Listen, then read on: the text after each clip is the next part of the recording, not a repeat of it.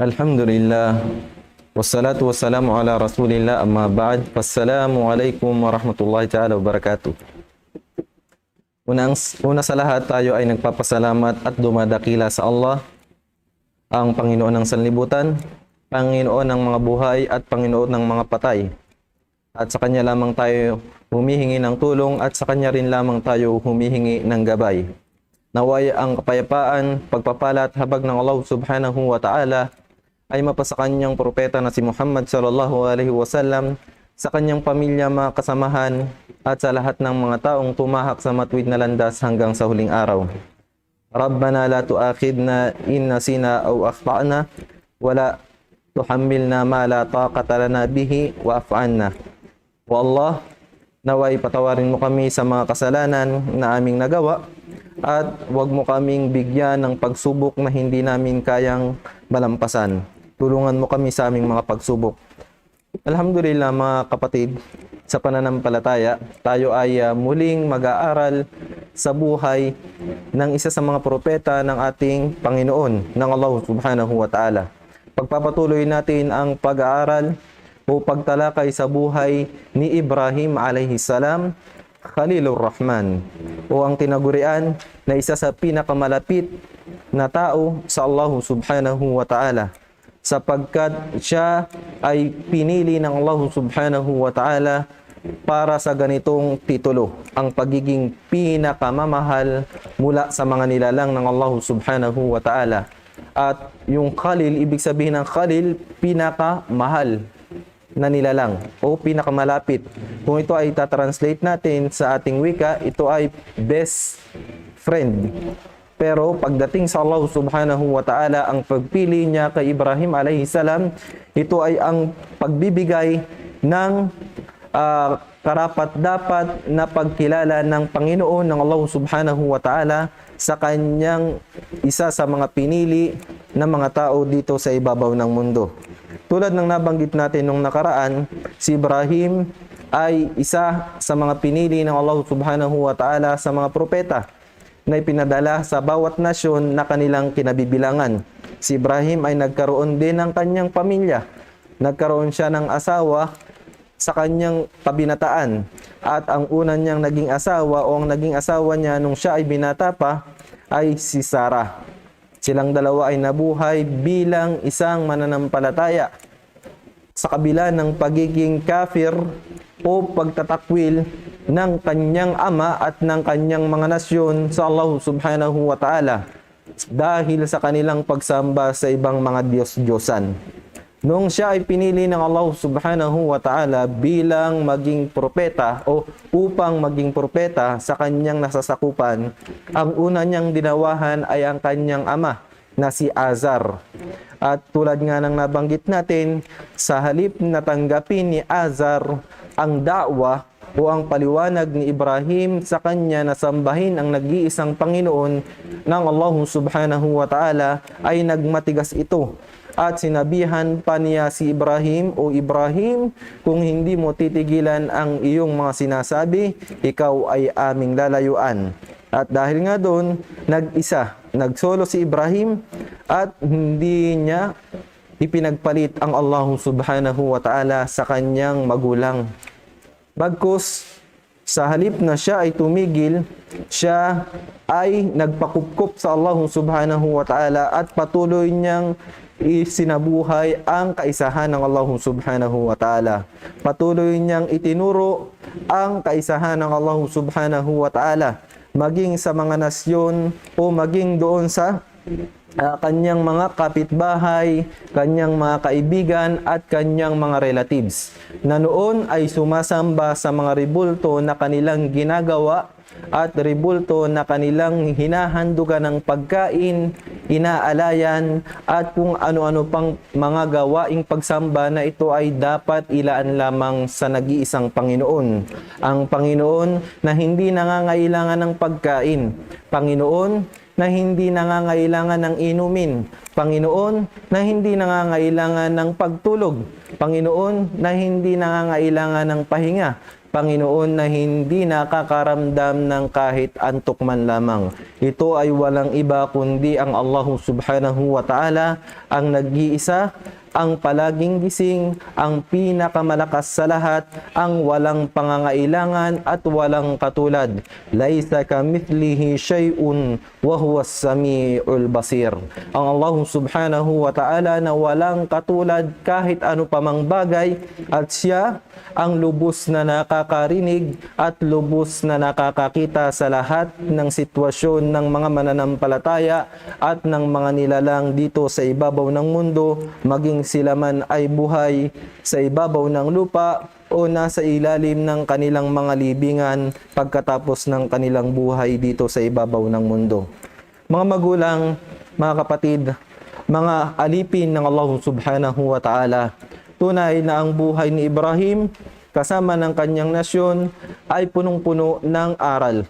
Pagkatapos niyang dawahan ng kanyang ama o paliwanagan ang kanyang ama, ay nagpaliwanag siya sa kanyang nasyon. Iba't ibang uri ang Diyos na sinasamba ng kanyang mga nasyon. Mayroon sa kanila na sumasamba sa mga ribulto, mayroon din namang sumasamba sa mga nilalang sa kalangitan tulad ng araw, ng buwan, ng bituin at iba pa. Dahil dito, iba't ibang paraan ang ginamit ni Ibrahim alayhi salam sa kanyang pagdadaawa sa mga ito. Ang dawa o ang paraan ni Ibrahim na unang ginawa sa mga sumasamba sa ribulto ay ang pagpapaliwanag sa kanila. Sinabi ni Ibrahim sa mga tao, o aking mga kamag-anak, o mga nasasakupan ng propeta ng Allah subhanahu wa ta'ala, tunay na ako ay mayroong sasabihin sa inyo. Ang mga ribulto o ang mga anito o ang mga Diyos-Diyosan na inyong sinasamba, sila ba ay nakakakita sa inyo? Sila ba ay mayroong pandinig? Sila ba ay mayroong panlasa? Sila ba ay mayroong kakayahan na makapagsalita upang kayo ay makita, upang marinig ang inyong mga dua o ang inyong mga panalangin, upang malasahan ang mga inihahandog ninyong pagkain, upang tulungan kayo sa oras ng pangangailangan at upang maipakita sa inyo ang kanyang kadakilaan o ang kanilang kadakilaan. Ito ang madalas na itinatanong ni Ibrahim sa mga taong sumasamba sa mga Diyos-Diyosan sa kanilang kapanahunan o sa panahon ni Ibrahim alayhi salam. Sa kabila ng katotohanan na sinasabi at palaging ipinapaliwanag ni Ibrahim sa kanyang mga nasasakupan, ang mga ito ay naging bulag, pipi at bingi dahil sa kanilang mga natatamasa mula sa kanilang pagsisinungaling, dahil sa kanilang mga natatamasa sa pagsuway sa Allah subhanahu wa ta'ala, na ito ay patibong ng Satanas o ng Shaitan. Sila ay tinutulungan ng Shaitan upang sila ay magkaroon ng masaganang buhay dito sa ibabaw ng mundo, subalit wala silang hahantungan sa araw ng paghuhukom kundi ang puot at galit ng Allah subhanahu wa ta'ala dahil sa kanilang pagsuway at dahil sa kanilang hindi pakikinig sa propeta ng Allah subhanahu wa ta'ala. Ang mga angkan na ito o ang nasasakupan na ito ni Ibrahim alayhi salam ay naiulat na sila ay mayroong napakaraming mga ribulto at mayroon silang lugar kung saan iniipon ng mga ito ang pagkain para sa mga ribulto na ito na kanilang iaalay o i-offer sa tuwing sila ay magkakaroon ng Eid o ng kapistahan taon-taon. At naiulat noong malapit na ang pagsapit ng kapistahan sa panahong ito ni Ibrahim alayhi salam at ng kanilang mga tao na sumasamba sa ibang mga Diyos-Diyosan maliban sa Allah subhanahu wa ta'ala, ang mga ito ay nagkaisa. Yung mga nasasakupan ni Ibrahim alayhi salam ay nagkaisa na nagkakaisa sila na sila ay lalabas sa tuwing sila ay aalay. Ibig sabihin na ilalagay nila ang kanilang mga iaalay na pagkain yun sa mga Diyos-Diyosan sa isang lugar ng pagsamba, at pagkatapos sila ay aalis. Lalabas sila sa kanilang lugar upang magpakasaya, upang damhin kung ano ang ibinibigay sa kanila ng kanilang Diyos-Diyosan, at ang mga pagkain na kanilang iniiwanan doon ay inire-relate nila ang biyaya o ang baraka o ang blessing doon sa mga Diyos-Diyosan na kanilang pag-aalayan, sa dahil ito sa kanilang kasinungalingan at dahil ito sa kanilang pagkakaroon ng maling kaalaman tungkol sa pananampalataya at tungkol sa kaisahan ng Panginoon. Dahil doon, nagkaroon ng fikra, nagkaroon ng idea si Ibrahim alayhi salam.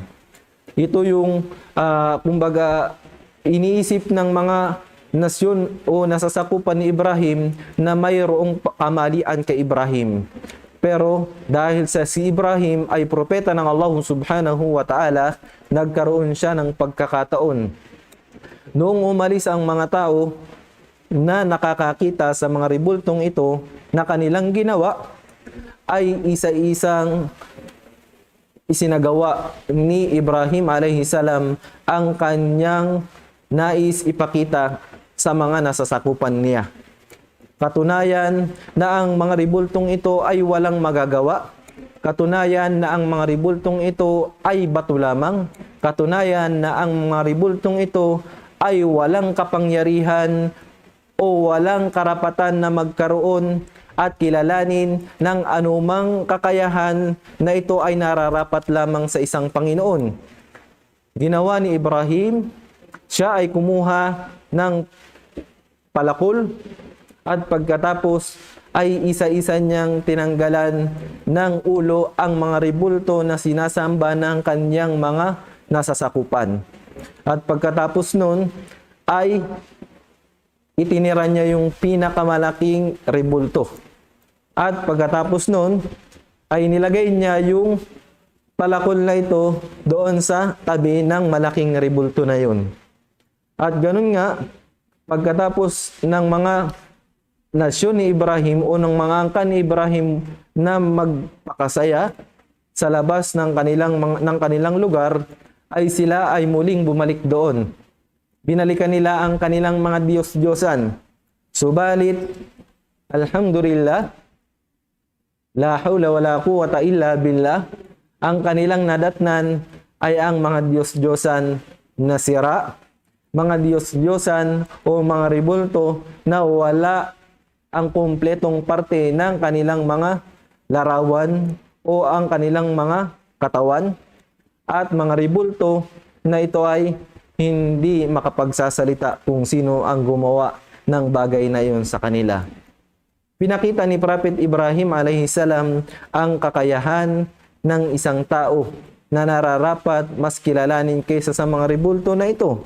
At pinakita ni Ibrahim alayhi salam kung ano ang kasamaan o ang kamalian na ginagawa ng kanyang angkan. Dahil dito, sa halip na pag-isipan ng mga angkan na ito ni Ibrahim, ang sitwasyon ng mga ribulto na kanilang sinasamba at ang sitwasyon ng kanilang pagsamba ay galit ang nangibabaw sa kanila. Mas nangibabaw sa kanila ang galit kaysa ang pag-iisip kung tama ba ang kanilang ginagawa. Dahil doon, nagalit sila sa sino mang gumawa ng bagay na iyon. At mayroong nagsabi sa kanila, innahu yuqalu lahu Ibrahim. Mula sa Quran, sinabi ng Allah subhanahu wa ta'ala, mayroon sa angkan ni Ibrahim na nagsabi na ang gumawa ng bagay na yan sa inyong mga Diyos-Diyosan ay si Ibrahim. Dahil siya lamang ang nagsasabi mula sa angkan ni Ibrahim ng kamalian na kanilang ginagawa tungkol sa kanilang pagsamba sa mga Diyos-Diyosan o sa mga ribulto na ito. So noong lilitisin na si Ibrahim, dahil mas marami yung mga naniniwala sa maling paniniwala, ay nanatili siya na umaasa sa Allah subhanahu wa ta'ala. Si Ibrahim alayhi salam ay nanatili na matibay sa kanyang paninindigan. Siya ay umaasa sa Allah subhanahu wa ta'ala. At nung siya ay nilitis ng mga tao na ito, sabi ng mga tao na ito, Ibrahim, ikaw ba ang gumawa ng karumal-dumal na bagay na yan? Ang sabi ni Ibrahim sa mga tao na lumilitis sa kanya, kung talagang kayo ay mayroong tunay at tamang kaisipan, isipin natin ang sitwasyon.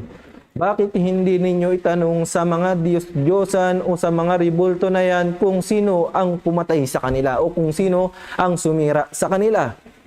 At napatungangan na lamang ang angkan ni Ibrahim. Dahil alam nila na ang mga Diyos-Diyosan na ito ay hindi nakakapagsalita. Ang mga Diyos-Diyosan na ito ay walang kakayahan na magsabi kung sino ang gumawa ng bagay na yun sa kanila o ituro man lamang sa kanilang mga kamay kung wala mang ulo ang mga ribulto na ito. La hawla wala quwata illa billah. Pero doon pa lamang kung talagang katotohanan ang kanilang nais malaman ay tatanggapin na nila yung sagot ni Ibrahim. Pero dahil sa kanilang kasamaan, dahil sa kaligawan na kanilang na sila ay nalublob na doon, nagmataas pa rin sila. At sinabi nila, tunay na hindi magagawa ng mga Diyos-Diyosan ang sinasabi mong iyan o Ibrahim. At sinabi pa ni Ibrahim, itanong nyo doon sa malaking ribulto. Di ba? Siya yung may hawak ng palakol. Siya yung may hawak ng dahilan kung bakit nasira ang mga maliliit na ribulto.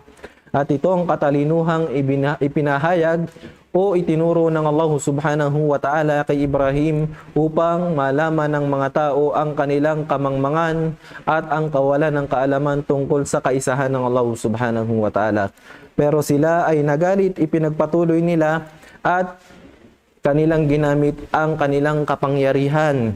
Kanilang ginamit ang kanilang mga antas sa lipunan. Kanilang ginamit ang mga bagay na sila ay mas malakas doon. Kasama na rito ang kanilang dami. Sila ay nagkasundo na patayin si Ibrahim dahil sa kanyang ginawa sa mga Diyos-Diyosang ito o sa mga ribultong ito.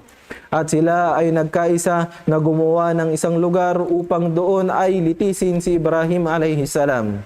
Sabi nila, sila ay gumawa ng isang lugar upang ikulong doon si Ibrahim at ito ay magkaroon ng apoy na napakalaki. Pusindihan doon si Ibrahim alayhi salam.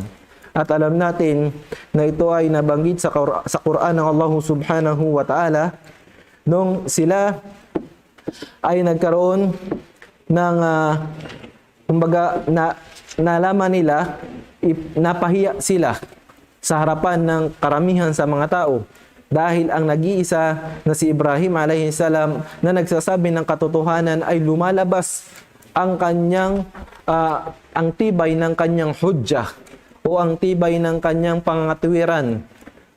Natatakot sila na baka marami o baka mayroong ilan na sumanib kay Ibrahim o ito ay sumang-ayon sa kanya. Dahil doon, sila ay nagdesisyon na sunugin si Ibrahim.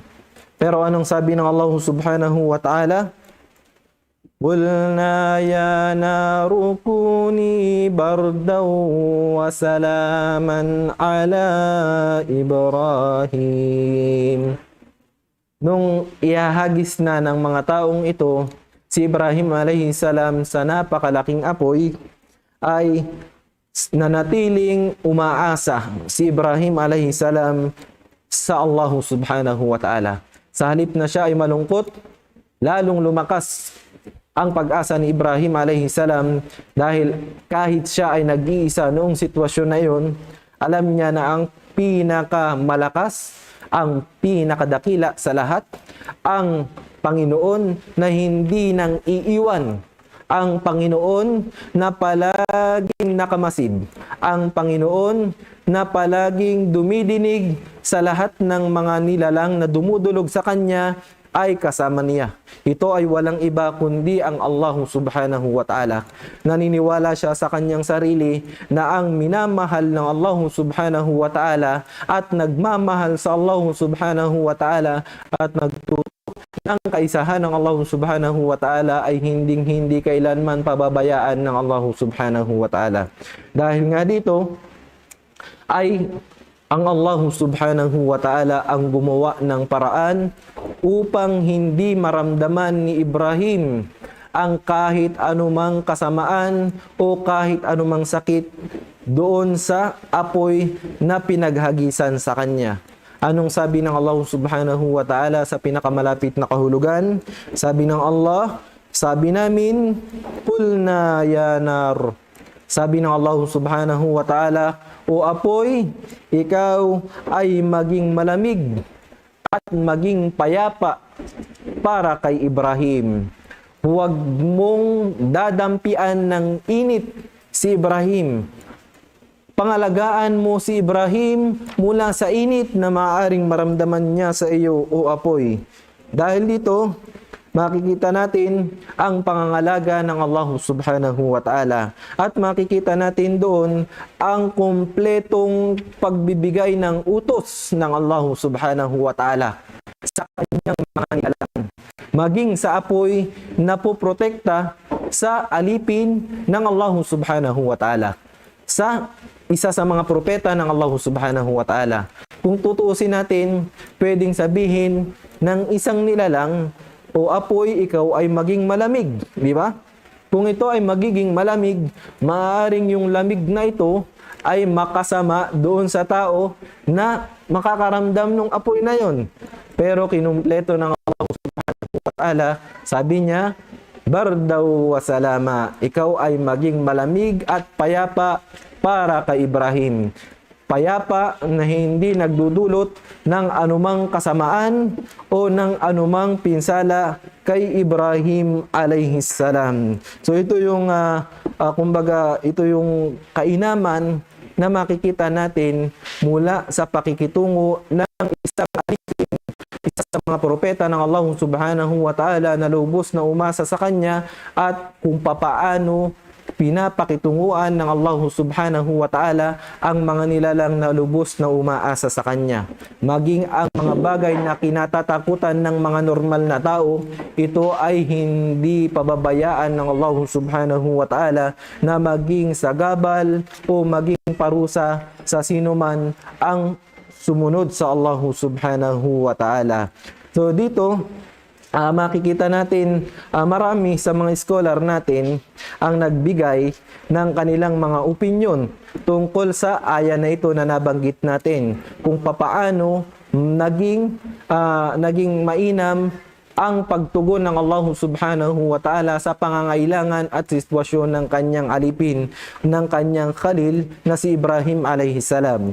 Sinabi ni Sa'id ibn Jubair, wa yurwa an ibn Abbasin aydan, at ganun din si Abdullah ibn Abbas, sabi nila, lamma ulqiya Ibrahim ja'ala khazinul matari yaqulu mata umir bil matar فأرسله فقال فكان أمر الله أسرع من أمره قال تعالى يا نار كوني بردا وسلاما على إبراهيم قال ابن عباس لولا أن الله عز وجل قال وسلاما لآذى إبراهيم بردها وقوله تعالى وأرادوا به كيدا فجعلناهم الأخسرين أي المغلوبين الأسفلين لأنهم أرادوا بنبي الله كيدا فكادهم الله ونجاه من النار فغلبوا هنالك.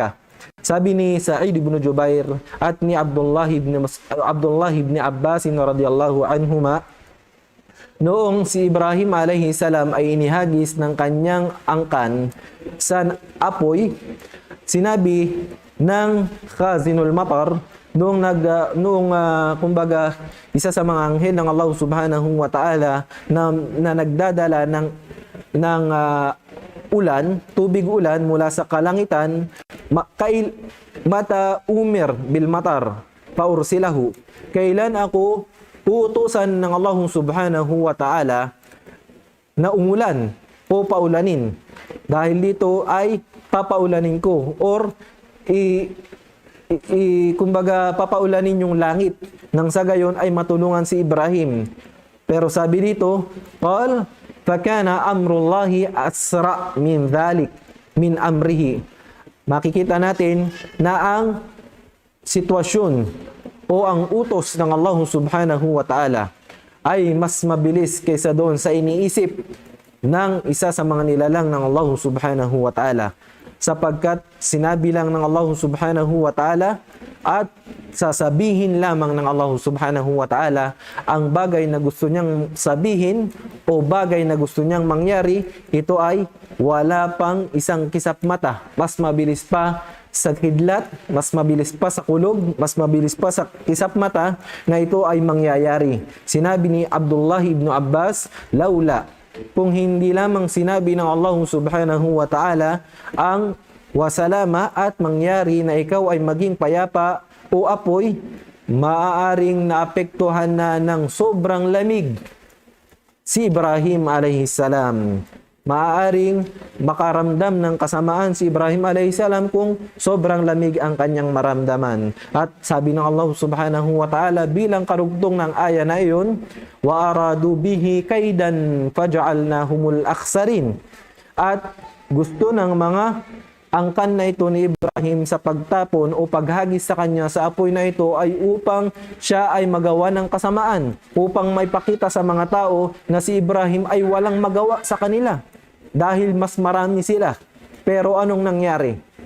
Sa halip na sila ay manalo, sa halip na ipakita nila ang kanilang mga kakayahan, mas lumitaw ang katotohanan, mas lumitaw kung sino ang nagsasabi ng hak, ng tama. At ito ay si Ibrahim alayhi salam, at sila ay nanatiling talo kahit sa paglilitis at kahit sa parusa na kanilang iniisip para kay Ibrahim, ito ay nabaligtad at nagkaroon ng izzah kay Ibrahim alayhi salam.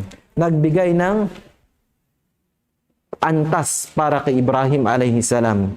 Nagbigay ito ng katiyakan para kay Ibrahim alayhi salam at sa mga tao na mayroong ibang paniniwala na dapat ay umasa tayo sa Allah subhanahu wa ta'ala.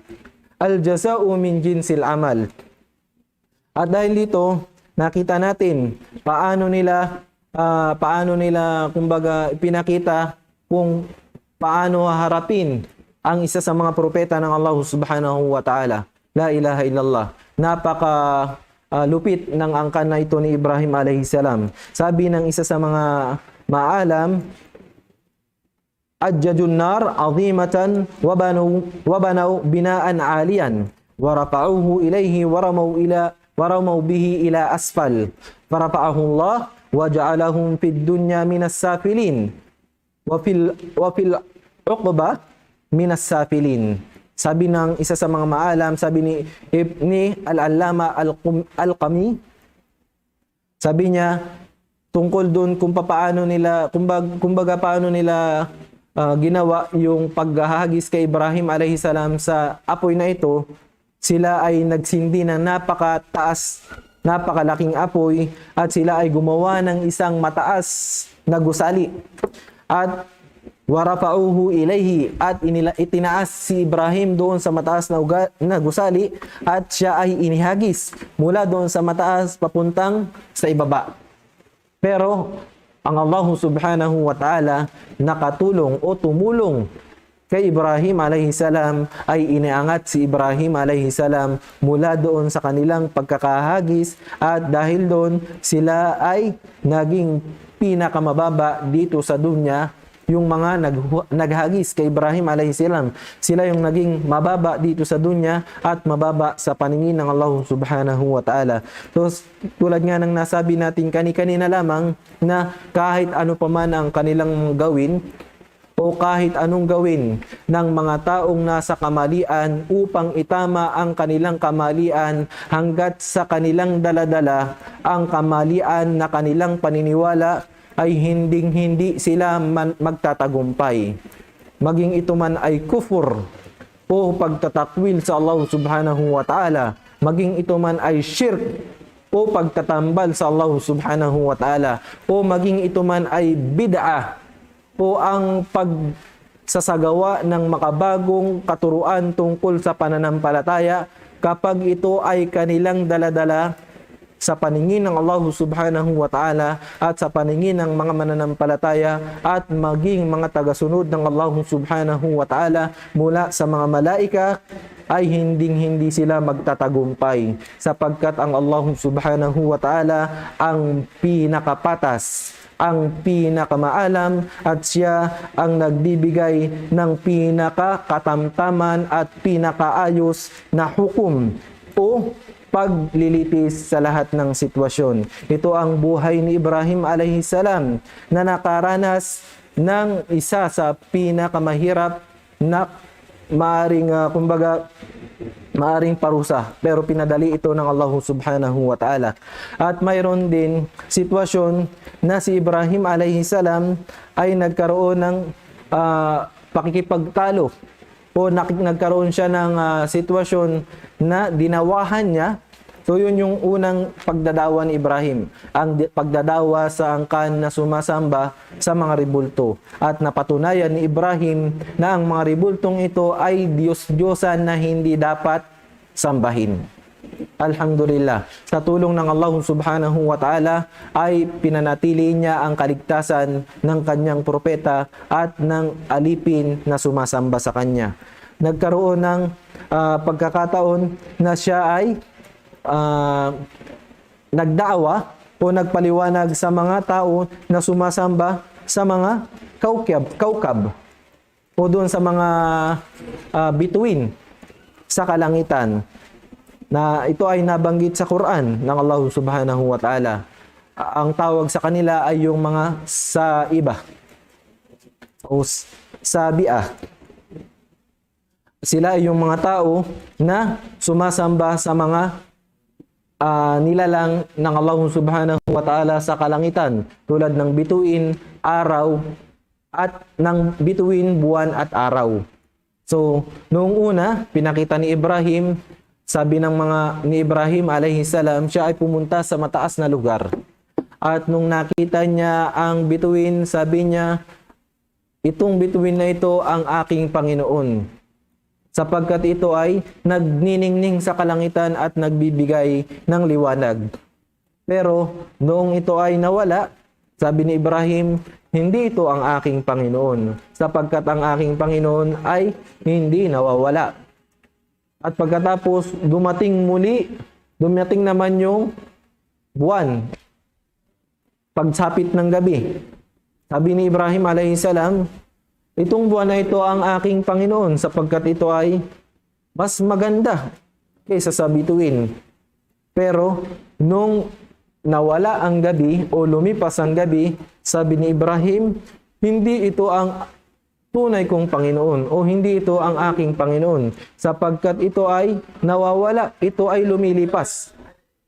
Pagkatapos ay sumapit naman ang araw. At dahil doon, sabi ni Ibrahim, tunay na itong araw na ito ay mas malaki kaysa sa buwan. Ito ang aking Panginoon. Pero ito ay lumipas pa rin. Ibig sabihin, nagkaroon ng araw at gabi. Nagpapalitan ang araw at gabi. Dahil doon, sabi ni Ibrahim alayhi salam, ang mga ito ay hindi ko Panginoon, sapagkat ang aking Panginoon ay ang Allah subhanahu wa ta'ala na hindi nagmamaliw, hindi nawawala, hindi lumilipas, at siya ay palaging buhay, at siya ang pinakamakapangyarihan sa lahat. Ito ay isa sa paraan ng dawa ni Ibrahim alayhi salam, ang pagsasabi ng bagay upang maintindihan ng mga tao ang kanilang sitwasyon na ito ay maaaring iniugnay niya sa kanyang sarili, pero ito ay tumutukoy sa katotohanan na ang Allah subhanahu wa ta'ala ang Panginoon na kanyang sinasamba.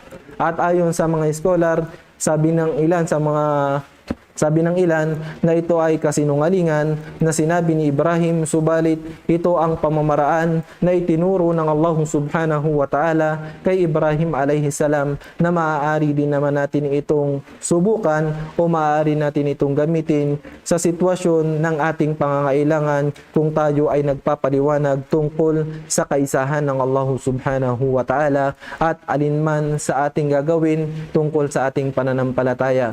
So hanggang dito na lamang mga kapatid, mga kataw-taymuran, mga alipin ng Allah subhanahu wa ta'ala. Ito ang buhay ni Ibrahim alayhi salam na marami tayong aral na matutunghayan kung papaano ang kanyang pagdadawa at naway alalahanin natin ang madalas kung papaano siya nabuhay at kung papaano siya kinalugdan ng Allah subhanahu wa ta'ala. Kung titingnan natin, hindi siya mapipili ng Allah subhanahu wa ta'ala 10 ng mga nilalang ng Allah subhanahu wa ta'ala, kundi dahil sa mga katangian na ito ay matatagpuan sa Kanya. At inshallah, tatalakayin pa rin natin muli ang ilan sa mga natitira niyang mga katangian sa mga susunod na gabi na ating pagkikita-kitang muli. Tayo ay nagpapasalamat sa Allah subhanahu wa ta'ala na nagbigay ng kapahintulutan upang maipakilala, upang maramdaman natin at upang matuklasan natin kung ano ba ang sitwasyon ng isang alipin na lubos na umaasa sa Allah subhanahu wa ta'ala tulad ni Ibrahim at kung papaano ang tugon ng Allah subhanahu wa ta'ala sa isang alipin na matapat sa kanya na ito ay mas mabilis pa kaysa sa kanyang pangangailangan. Ang tulong ng Allah subhanahu wa ta'ala, ito ang aral na hindi dapat nating makalimutan. Kung tayo ay magiging tapat sa Allah subhanahu wa ta'ala sa ating pagdadawa, sa ating pagpapalaganap ng katuruan at tamang ideolohiya ng ating pananampalataya, tamang katuruan na iniwan ni Propeta Muhammad sallallahu alaihi wasallam, kahit tayo ay nag-iisa, walang magagawa ang sinuman na nagpaplano ng kasamaan para sa atin o laban sa atin. At kung tayo ay mag-iisip para sa Allah subhanahu wa ta'ala, tutulungan tayo ng Allah subhanahu wa ta'ala upang ipaliwanag ng tama, nararapat, walang labis, walang kulang tungkol sa kung ano ang dapat nating iparating sa kaisahan ng Allah subhanahu wa ta'ala at wala na tayong iisipin pa. Tulad ng sinabi ng Allah subhanahu wa ta'ala na madalas nating naririnig sa khutbah ng mga imam. Sabi niya, Ya ayyuhalladhina amanu attaqullah يا أيها الذين آمنوا اتقوا الله وقولوا قولا سديدا يصلح لكم أعمالكم ويغفر لكم ذنوبكم ومن يطع الله ورسوله فقد فاز فوزا عظيما. Tulad ng nangyari kay Ibrahim alayhi salam, ang aya na ito ay tumutukoy sa kung papaano ang makakamtan o ano ang makakamtan ng isang tao na may takot sa Allah subhanahu wa ta'ala. Sabi ng Allah sa pinakamalapit na kahulugan nito, o kayong mga mananampalataya, katakutan ninyo ang Allah at kayo ay magsabi ng katotohanan. Ibig sabihin ay kung ano ang itinuro ng Allah, kung papaano natin dapat pakitunguan ang Allah, ang nag-iisang Panginoon na hindi nangangailangan kumpleto at walang katulad, ay dapat natin itong sabihin sa mga tao. Ittaqullaha wa qulu qawlan sadida. At ang mga kwento, ang mga aral na natutunan natin sa ating pananampalataya, ito ang dapat nating sabihin sa ating mga kapwa mananampalataya at maging sa mga tao na naghahanap o nagtatanong tungkol sa ating pananampalataya ang Islam. Anong gagawin ng Allah subhanahu wa ta'ala para sa mga mananampalataya na mayroong takot at nagsasabi ng katotohanan, nagkukwento ng tama tungkol sa Allah at tungkol sa kanyang mga propeta? Sabi ng Allah, yuslih lakum a'malakum, gagawing mainam. Ibig sabihin, ang Allah mismo ang aayos ng inyong mga gawain. katulad ng nangyari kay Ibrahim alayhi salam. Halos ang Allah subhanahu wa ta'ala ang lahat-lahat sa buhay ni Ibrahim. Dahil doon ay ginawang madali ng Allah subhanahu wa ta'ala para kay Ibrahim ang mga bagay kung papaano niya maipapaliwanag sa mga tao ang kaisahan ng Allah. Ganon din tayo. Gagawing madali ng Allah subhanahu wa ta'ala ang lahat ng mga bagay para sa atin dito sa ibabaw ng mundo at mga bagay na may kinalaman sa ating akhirah o mga bagay na may kinalaman sa ating mga pangangailangan sa araw ng paghuhukom na hindi na tayo mag-iisip pa. Hindi na tayo mangangailangan pa na mamroblema sapagkat ang Allah subhanahu wa ta'ala ang aayos niyan. Kung tayo ay magkakaroon ng takot at magsasabi ng katotohanan. Sa tuwing tayo ay mayroong nakikitang kamalian, sabihin natin sa kanila na sila ay mali sa pinakamainam na pamamaraan. Tulad ng paraan na ginamit ni Ibrahim. Pinaliwanag niya sa kanyang nasyon ang mga ribulto na inyong sinasamba ay hindi nakakakita, hindi nakakarinig. Sila ay hindi nakakakain, hindi nakakainom. Diba? At ganun din ang pakipag-usap ni Ibrahim sa kanyang ama. Hindi binastos kailanman ni Ibrahim, hindi kailanman binastos ni Ibrahim ang kanyang ama. Anong sinabi ni Ibrahim? Ya abati. Tunay na laging sinasabi ni Ibrahim, o aking ama, sa tuwing siya ay nagdadawa sa kanyang ama, ay kanyang kinakausap ito ng mayroong magalang na pagtawag. At ito ay ang pagkilala sa kanya bilang ama ni Ibrahim alayhi salam. Pagkatapos, gagawing mainam ng Allah subhanahu wa ta'ala ang gawain ng tao o ng mananampalatayang ito. Anong sinabi ng Allah? وَيَغْفِرْ لَكُمْ ذُنُوبَكُمْ. Patatawarin ng Allah subhanahu wa ta'ala ang inyong mga pagkakasala.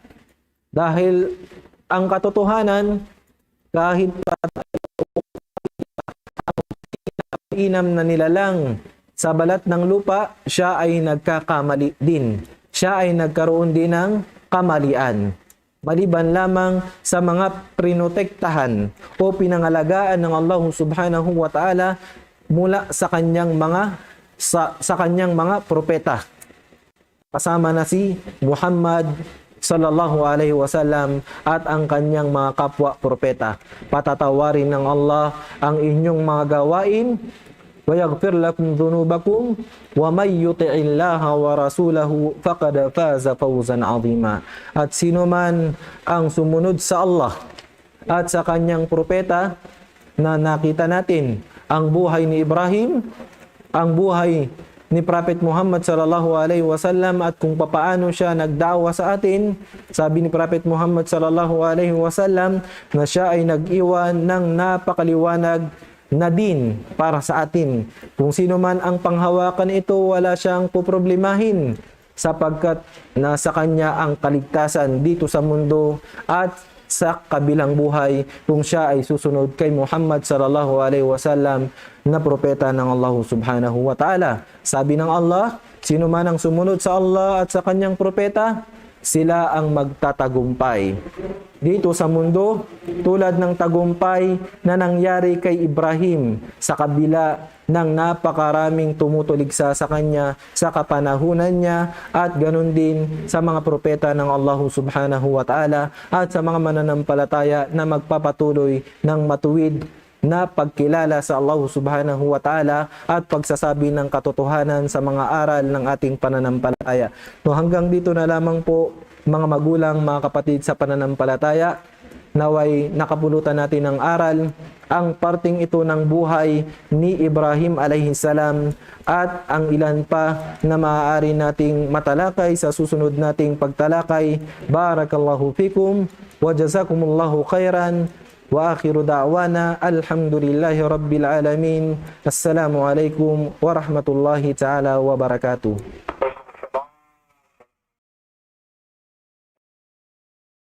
Allahu Akbar, Allahu Akbar, Allah.